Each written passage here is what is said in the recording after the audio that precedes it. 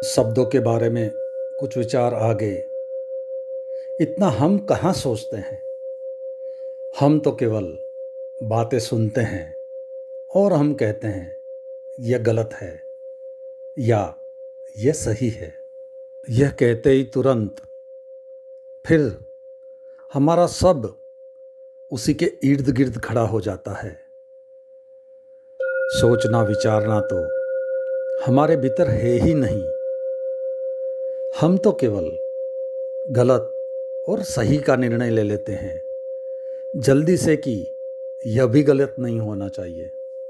अगर यह गलत नहीं है तो फिर महावीर गलत है, बुद्ध गलत है, फिर गीता गलत है, कुरान भी गलत है।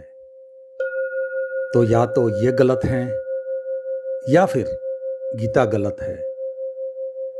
मामला बहुत जल्दी जल्दी तय कर लिया गया, बहुत ही जल्दी तय किया गया। यह हमारा जीवन बहुत मिस्टीरियस है, बहुत ही रहस्यों से भरा हुआ है, काफ़ी रहस्यपूर्ण है। जीवन में विरोधी बातें भी सत्य हो सकती है। जीवन कोई गणित नहीं है, पर जीवन बड़ा रहस्यपूर्ण है।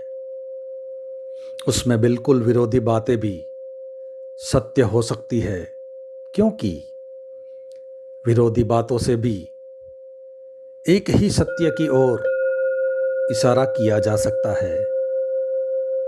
महावीर ने कहा, आत्मा ही सत्य है और आत्मा के सिवाय, आत्मा से ऊंचा, आत्मा से बड़ा कोई भी सत्य नहीं है। आत्मा ही ज्ञान है, आत्मा परम ज्ञान है। और ठीक उन्हीं दिनों में बुद्ध ने उन्हीं गांवों में कहा, आत्मा सबसे बड़ा असत्य है।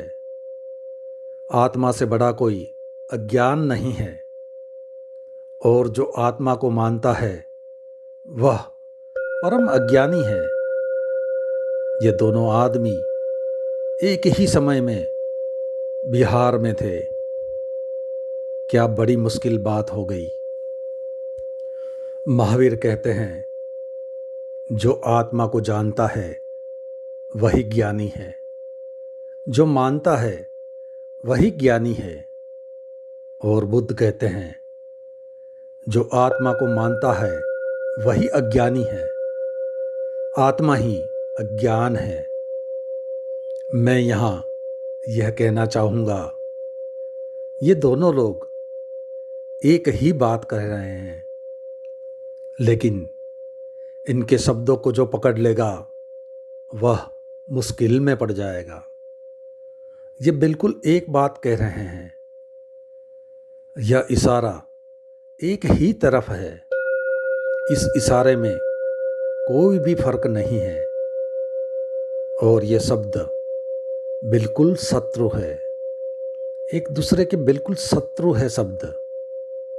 और इन्हीं शब्दों के ऊपर जैन खड़े हैं और बौद्ध भी खड़े हैं। और आज भी यह शत्रुता कायम है। आज भी जैन मन में जानता है कि ये बुद्ध जो है अज्ञानी है, क्योंकि ये कह रहे हैं कि आत्मा अज्ञान है और आत्मा, महावीर ने कहा है, परम ज्ञान है। और आज भी बौद्ध जानता है कि जैनी जो हैं अज्ञानी हैं, क्योंकि हमारे भगवान ने जो कहा है उससे बिल्कुल उल्टी बात है। एक ही केवल ठीक हो सकता है। आपको नहीं लगता जीवन बड़ा रहस्यपूर्ण है? इसमें एक ही तरफ हजारों इशारे हो सकते हैं, एक ही तरफ हजार अंगुलियां एक ही तरफ जा सकती है और अंगुलियां बिल्कुल विरोधी हो सकती है।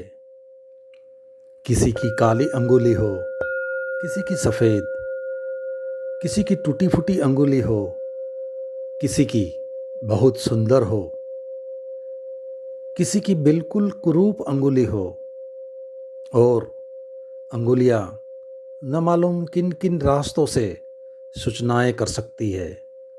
बस आज इतना ही, बाकी अगले अध्याय में।